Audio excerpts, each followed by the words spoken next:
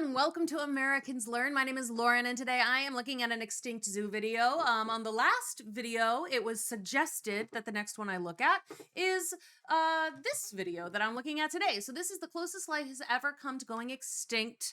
The thumbnail calls it the Great Dying, which is what it was described to me as in the comment. So I hope that this is in fact the video you asked for, because this is me doing my best to give you what you want. Thanks for commenting. Here is the response. I'm going to do your video. I really don't know what else to say. Other than if you've liked this content, you can help out by liking the videos, subscribing to the channel, leaving comments, and if you really, really like the content, then you can help out monetarily by either becoming a channel member, or by hitting the three little hamburger menu next on the underside of the video, and leaving a super thanks. Pterodactylus leaves a lot of those. We really much appreciate it. So without further ado, let's find out about how the closest life has ever come to going completely extinct. In the approximately 3.7 billion years that Earth has harbored life, it has experienced its fair share of some pretty messed up stuff. This has included asteroid impacts, solar storms, volcanic eruptions, earthquakes, fires, droughts, and everything in between. Most of the time, such events don't actually have any profound impacts on life, but a few times they do, resulting in an extinction event, which can be simply described as being a widespread and rapid loss in biodiversity. And so far, scientists have identified about 31 extinction events that have taken place in the last few billions of years. That's not Obviously, that many. we are most likely missing a few, but Yeah, suffice probably, to but say, still. 31 is quite a bit. And But of those 30, it's over billions of years, though. I don't feel like 31 is that crazy. Over billions of years. Billions is... Honestly, it wouldn't surprise me if in the initial couple billion, there was a bunch of extinction events that stopped things from getting off to an actual start. That wouldn't surprise me at all. there are 5 that really stick out in terms of devastation Only and scale, 5. being referred to as the Big Five. The Big Five. These, according to most, refer to the worst extinction events the world has ever seen, with each one being responsible for the eradication of at least 50% of all species. Wow. Of these 5, the most famous and talked about is by far the KT extinction event, Well, 'cause we care better about known the as the dinosaurs. day the dinosaurs died. This extinction was heralded by a giant asteroid that struck Earth with the force of 10 billion World War II atomic bombs, bringing the reign of the dinosaurs to a close and killing roughly 75% or more of every single species alive at that moment.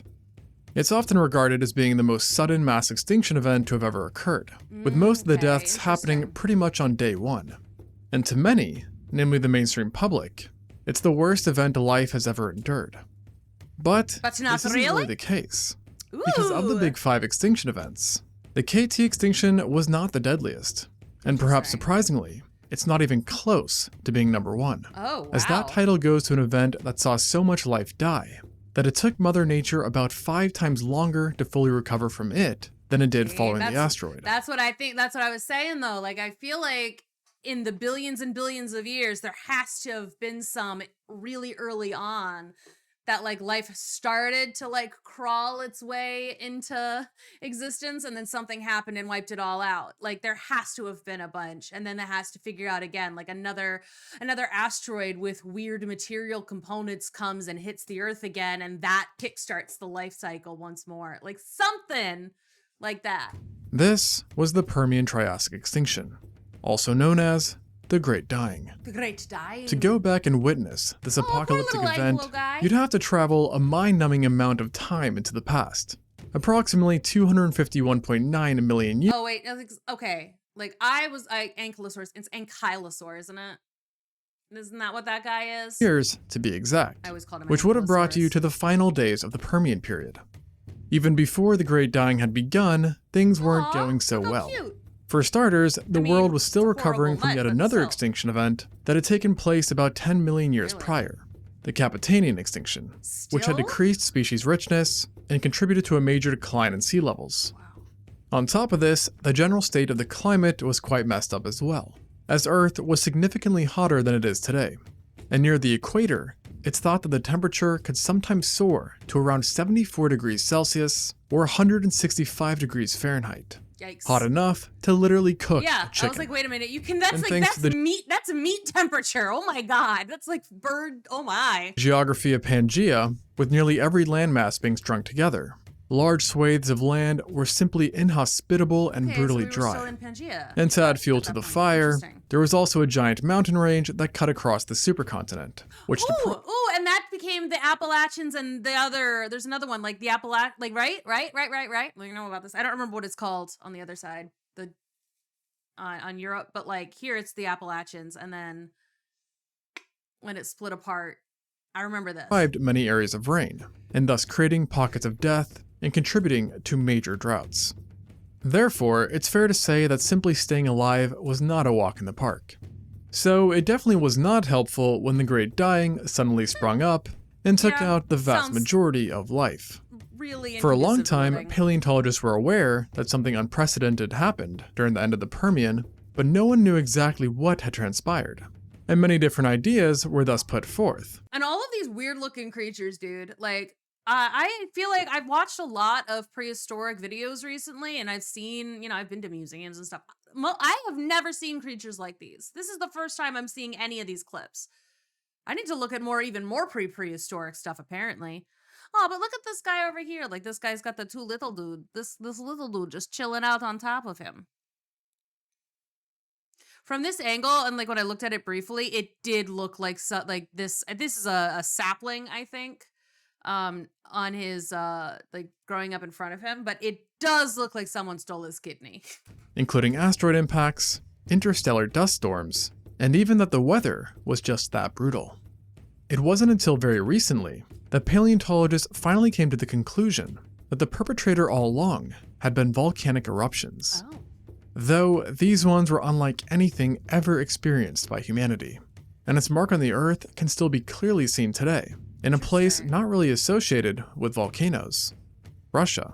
Oh. It's there that you can find the Siberian Traps, a sprawling region of volcanic rock that covers an area equal to 68% of Europe's total landmass, and is believed to be the byproduct of the very eruptions that created the worst extinction event ever. Wow. And the scale of such eruptions would have been hard to comprehend, with estimates suggesting that they were around 4 million times larger than the Mount St. Helens eruption, and that they even outclassed Yellowstone's largest discharge, having spewed out 4,000 times the ejected volume.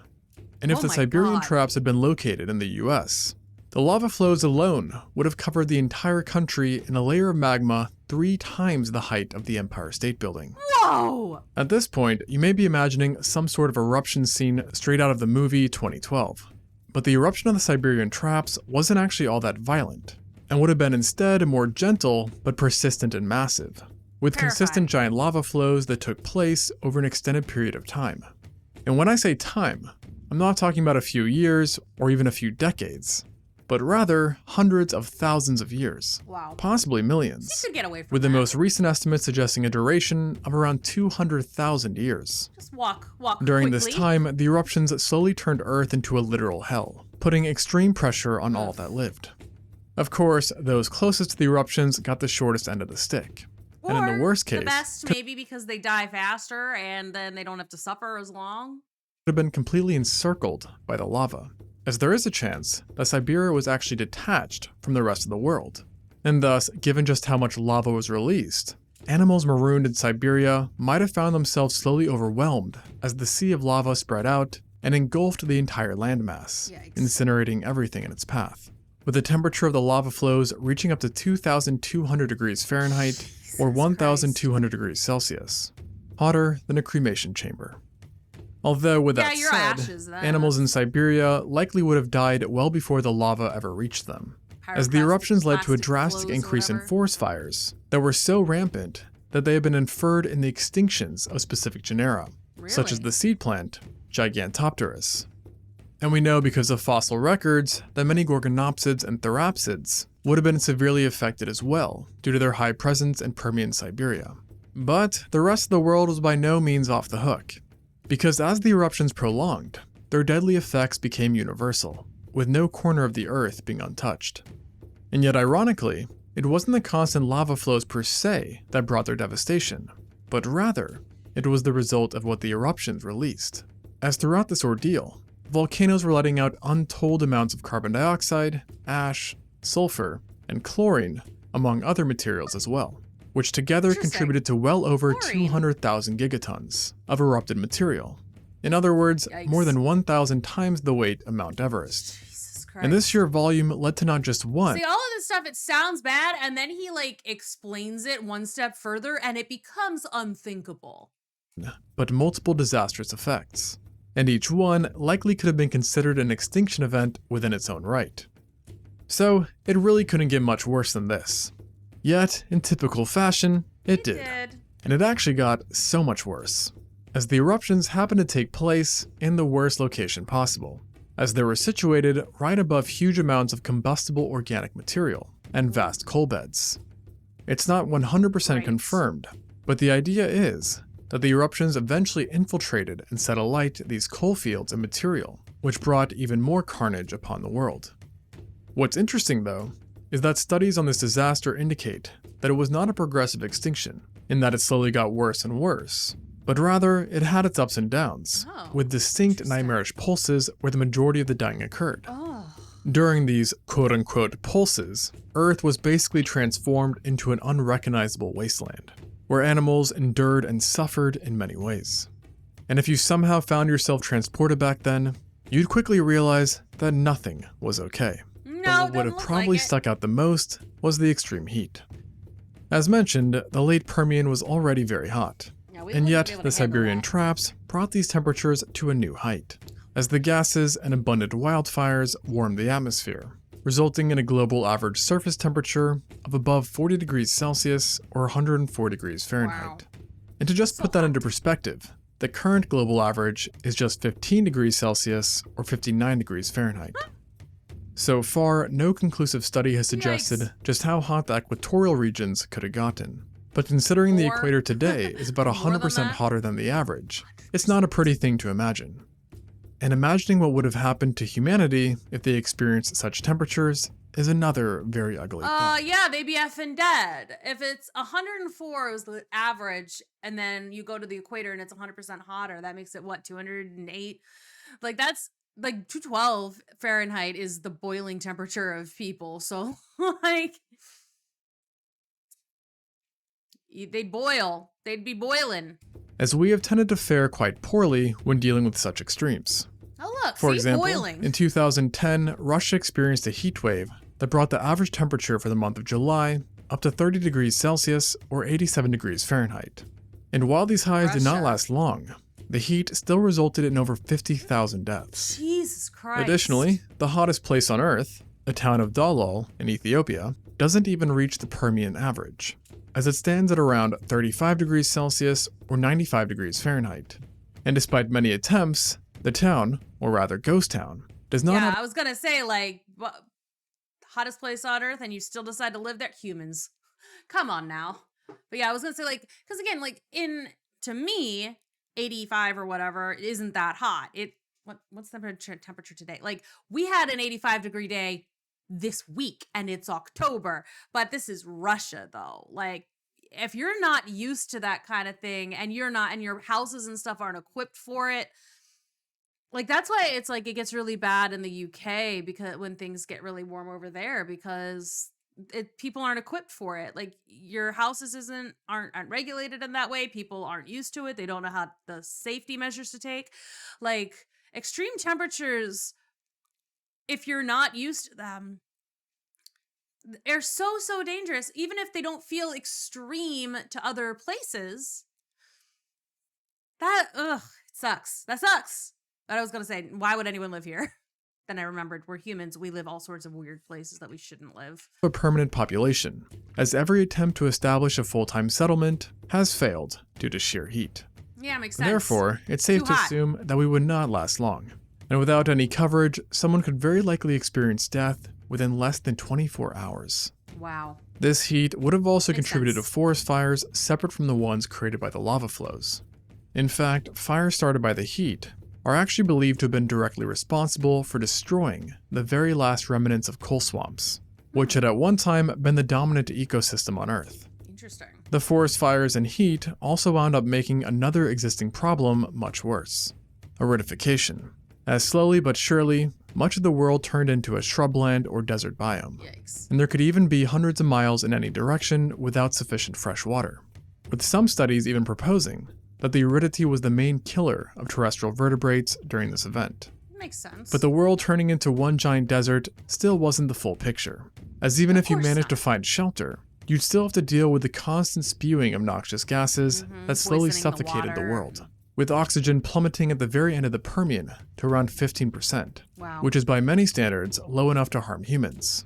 As despite the atmosphere currently being at 21%, it only takes a drop to 19.5% to render us oxygen deficient. Wow. And things were actually more grim for Permian animals, as many were accustomed to very high oxygen levels, as the Permian had at one point seen an oxygen percentage as high as 30%. It's also very likely that there would have been moments where the oxygen dropped even lower, which highly implies that any animal that did survive must have been located in low altitudes. Ugh. In one interesting study, actually took estimated oxygen levels from around that time and used them to overlay a map of present-day Earth to see exactly where animals would have had a chance of at least surviving from a breathing standpoint, with the red areas representing land where life was unsuitable, while the green areas represent places where life could maybe be supported. Okay, so it looks like both of the places that I lived most of my life would be fine. Gotta love Illinois and Maryland. I still would have died, but my states Between would have been burning to a okay. crisp and choking to death during the end days of the Permian, you may not have had the opportunity to acknowledge yet another pleasantry of this extinction event: radiation. Lots and lots and lots Great. of radiation. Because it wasn't only life that was being banged up by the eruptions. Specifically, the massive amounts of halogens being released ended up causing a severe chemical depletion of the stratospheric ozone layer, leading to massive spikes in ultraviolet radiation. The very same radiation that can give you sunburns or skin cancer today. And you would have needed buckets of suntan lotion to stay safe, as studies estimate Gross. that ultraviolet radiation may have ballooned by 400% at the equators, while the polar regions, they could have seen an obscene increase in radiation of 5,000%. Oh my Meaning god, that that simply doesn't standing even seem outside for a real. day would kind of be like being trapped inside of a tanning bed for 4 days straight. At this level, the radiation was so potent that it even left direct evidence behind, as researchers discovered that plant spores from the extinction event were mutated due to the UV radiation. Oh. And currently it's thought that the majority of these plants actually died because of these mutations.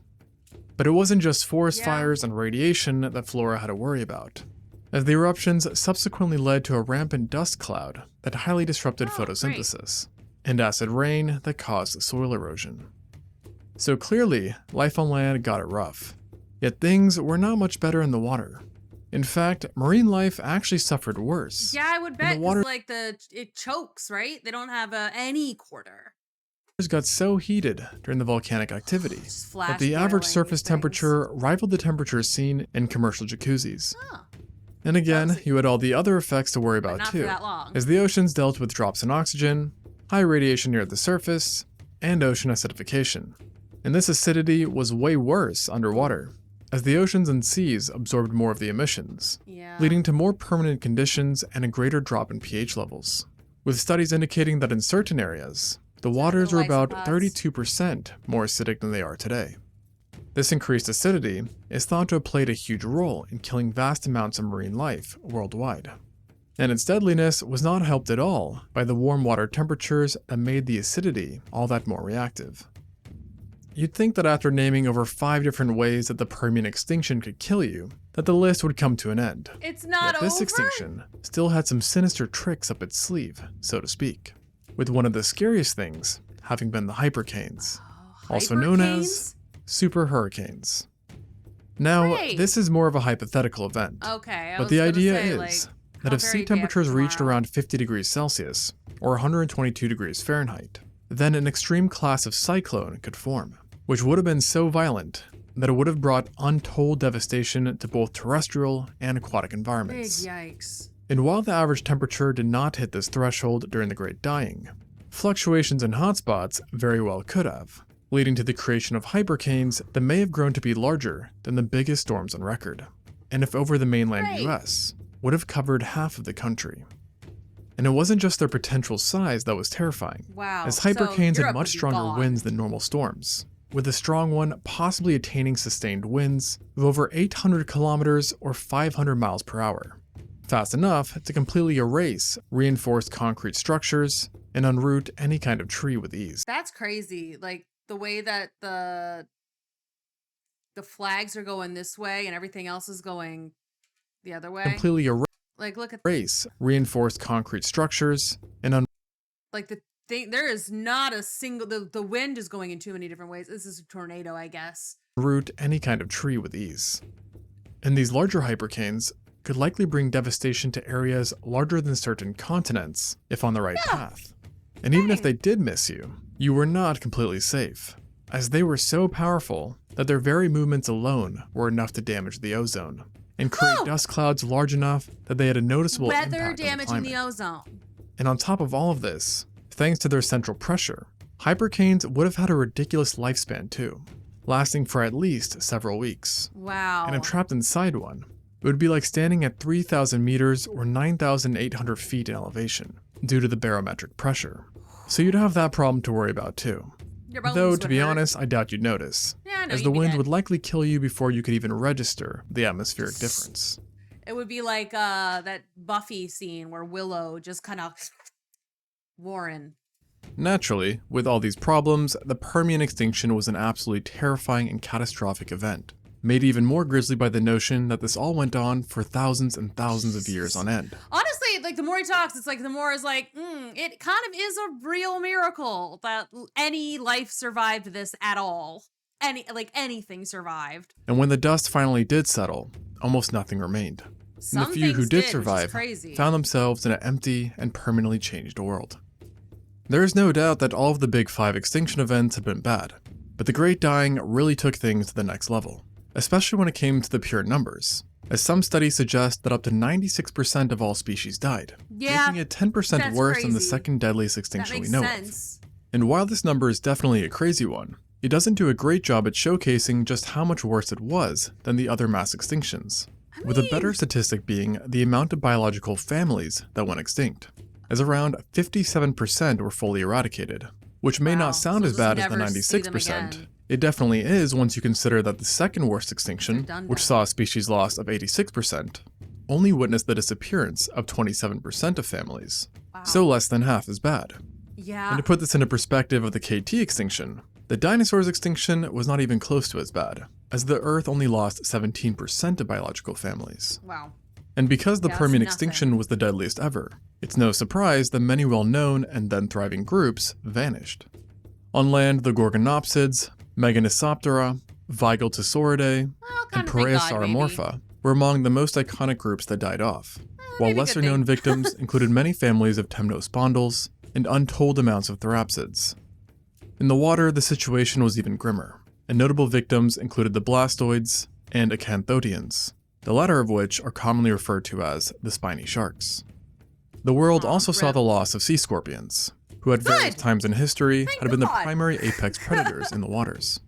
And on top of that, the well-known trilobites succumbed Oh, as yeah, well. I've heard of those. Quite the historic loss, as these guys were a symbol of success and persistence, and had existed for over 250 million years at the time, Wow. surviving 2 So other that's like mass roaches extinctions, disappeared. and were represented by over 22,000 species, making them one of the most diverse, if not the most diverse, now extinct group of animals to have Wow. ever lived.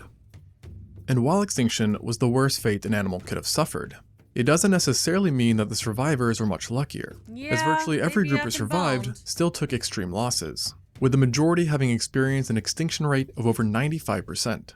And for some, the damage proved too severe, and despite initially surviving, they wound up going extinct not much later. An example of this can be seen in the Chaetognathidae, one of the most successful families to have existed during the late Permian. They, like some others, had originally managed to survive, but were reduced to only a handful of genera, and were far less diverse than they had once been. And the survivors also suffered from stunted growth. And while they continued to live on for another 3 to 4 million years, they never Hey, managed to not really fully bad. establish themselves, with many paleontologists believing that if the extinction had never occurred, it would have lasted for much longer. Wow. But ironically, despite most getting a bad deal out of this event, there were a tiny handful that actually benefited from it in the long run, namely the Lystrosaurus, a rather small, unassuming dicynodont. Like most, it came within the brink of extinction, but managed to persist thanks to its burrowing talents, and possibly its ability to hibernate, which might have allowed it to survive in greater numbers than its and also because, like, you know, you're buried under the ground, you know, you're maybe mostly sleeping, so you're not eating as much. You don't have to like breathe as much or drink or anything. Like, you still have to do those things, but like not quite as much, so you're conserving more energy. You're not like getting as much poison in your system. competitors. Therefore, once the worst was over and it found itself in an empty Still never world, heard of them. it began to rapidly recover and diversify. And within a shockingly short amount of time, the Lystrosaurus became the most dominant animal in the Triassic Pangaea. Wow. At its peak, the Lystrosaurus accounted for 95% of all vertebrates on land, a feat that no other animal has ever achieved. That's crazy. Technically making it the most successful Looks like a vertebrate of all beaver. time, at least in a certain way. Yet despite this accomplishment, life still wasn't easy for this new king, as the Great Dying had left the world in an abominable state, with extreme heat and aridity still being a massive problem that would continue for millions of years after, with some studies even reporting that subsequent extinction events tied to the Great Dying likely happened well after the Permian had came to a close. Wow. Overall, the carnage and chaos that the Impressive. Great Dying had wrought was no doubt beyond anything ever experienced before or after, and recovery ended up being an extremely slow process, as it took life Millions of approximately years. 50 million years to fully Jesus recover, Christ. meaning that for the entire duration of the Triassic, Gross. nature was still picking up the pieces. And for 5 million of those 50 million years, it's believed that there were virtually no animals at the top of the food chain. A strange idea to think about. But alas, Just things anybody did just eventually scrabbling stabilize, for and the world anything. once again became a place filled with life, with the early Jurassic being about when you could no longer tell that a great catastrophe had taken place. And hopefully for both Mother Nature and our sake, no such event will ever take place again. Thanks for watching, and until next Welcome. time on Extinct Zoo. Wow. Okay. Well, that was nuts. That was a little bit more bonkers than I expected it to be. I knew it was going to be kind of crazy, but like so many of these things I'd never even heard of, which does make me feel sad that I've never heard of them. But dang, that was nuts. That was nuts. And a lot of fun. So I mean, it was so much worse than I thought. And like every time I thought it was like gotta be almost nope, keep going. Keeps just getting worse and worse. So again, thank you so much for suggesting this video. I did find it very interesting. And I can't wait for the next one. Keep letting me know what I should be looking at in the comments below. And I will see you all in the next one.